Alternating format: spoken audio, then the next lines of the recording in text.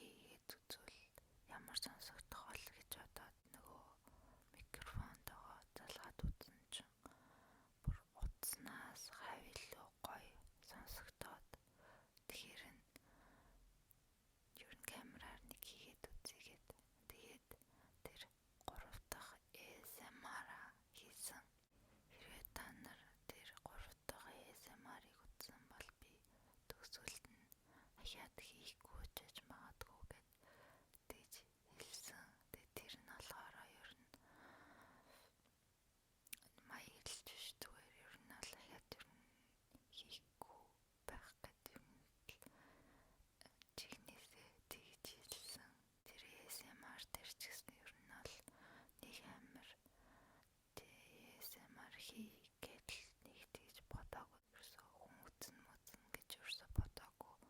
Өмнөх хоёрын ч гэсэн нэг хүн үзег болохоор зүгээр л ингээл хийгээд үзээгээд ингээд хийсэн. Тэгсэн чинь хараа азар гэхүүдээ ер нь хүмүүс гайгүй хүрээд тэгээд ахиад ASMR хийгээч тэг гоё байна гэд тийм урмын үгс амар хэлээд тэгээд нөгөө нэг ASMR хий гэсэн бодлого байсан үнцэнгийн урамшаад тэгээ ер нь бол ASMR хийж эхэлсэн.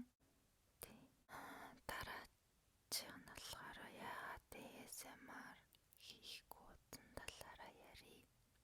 Олон шалтгаан байгаа л та. Тэгтээ яг гол 2 шалтгаан нь гэвэл нэгтэн цаг нөхцөл орчин тойрон ерөөсөө болохгүй байсан гэж хэлж болно. Яасан бэ гэхээр миний яг энэ амьдарч байгаа газар айгүй тийм дуу чимээ ихтэй. Тэгээд ялангуяа яг ойрхон онгоцны будал байдаг. Тэгээд тийм болохоор